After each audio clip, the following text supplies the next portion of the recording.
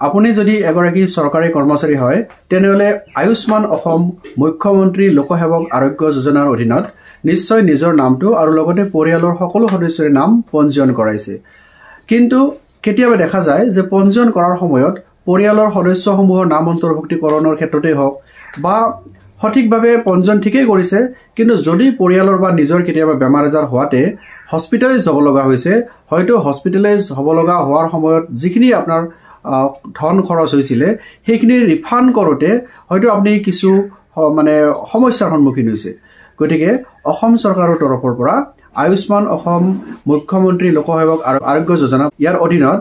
অভিযোগ নিষ্পত্তি সপ্তাহ হিচাপে আৰম্ভ কৰিছে 20 ডিসেম্বৰৰ পৰা 26 ডিসেম্বৰলৈকে অৰ্থাৎ বৰ্তমান আজি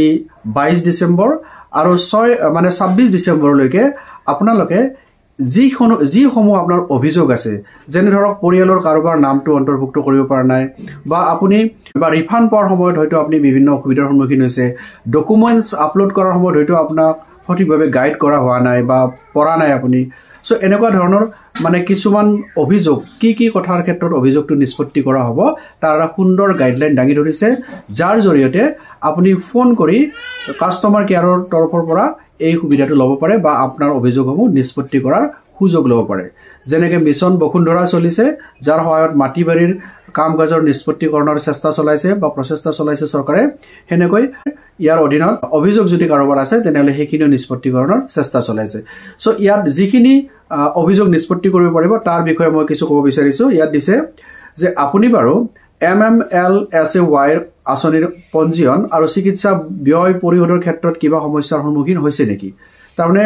চিকিৎসা ব্যয় কৰিছে কিন্তু পৰিশোধৰ ক্ষেত্ৰত আপুনি হয়তো সঠিকভাৱে ৰিফান্ড কিনি পোৱা নাই বা বহুত দিন হৈ গৈছে পেন্ডিং হৈ আছে আপুনি পোৱা নাই বা কেনেকৈ কৰিব লাগে আপুনি জানা নাই যে মোৰটো চিকিৎসা হৈ গল ইমান টকা খৰচ হৈ গল কিন্তু মই কেনেকৈ এপ্লাই কৰিম এটো কথা হয়তো জানা নাই আপুনি সো এই কথাখিনি আপুনি খুব সুন্দৰকৈ খুদি বা জানি ল'ব পাৰিব দ্বিতীয়তে কৈছে যে আপোনাৰ অসম্পূৰ্ণ হৈ থকা চিকিৎসা ব্যয় পৰিশোধৰ ক্ষেত্ৰত কিবা অসুবিধা হৈছে নেকি ইয়াৰ পিছত নিৰ্ভৰশীল সকলৰ নাম অন্তৰ্ভুক্ত কৰিবলৈ পাহৰিছে নেকি যেনে আপোনাৰ পৰিয়ালত যদি কেবাজনো মানে নিৰ্ভৰশীল ব্যক্তি আছে সেই ব্যক্তিসকলৰ নাম কাৰোবাৰ পাহৰি গৈছে নেকি বা পৰা নাছিল নেকি তো এনেকুৱা যদি অভিযোগ আপোনাৰ কিবা আছে তেনেহলে অহা 26 ডিসেম্বৰৰ ভিতৰত এটা টোল ফ্ৰী নম্বৰ দিছে আৰু টোল ফ্ৰী নম্বৰটো হৈছে 180030093945 এইটো টোল ফ্ৰী নম্বৰত আপুনি ফোন কৰি আপোনাৰ অভিযোগসমূহ দাখিল কৰিব পাৰে তো ইমেইল এটা দিছে এটো হৈছে support.mmlsay@aaasam.in তো এইটো হৈছে আপোনাৰ ইমেইল আৰু এই ইমেইলৰ জৰিয়তে আপুনি নিজৰ ওজৰ আপত্তিসমূহ মানে প্ৰেৰণ কৰিব পাৰে এতিয়ালৈকে তেখেতসকলে এটা ষ্টেটিষ্টিকেল ডাটা দাঙি ধৰিছে এতিয়ালৈকে কৰ্মচাৰী আৰু পেঞ্চনৰ মুঠ পঞ্জীয়ন 2 লাখ প্লাস বুলি কৈছে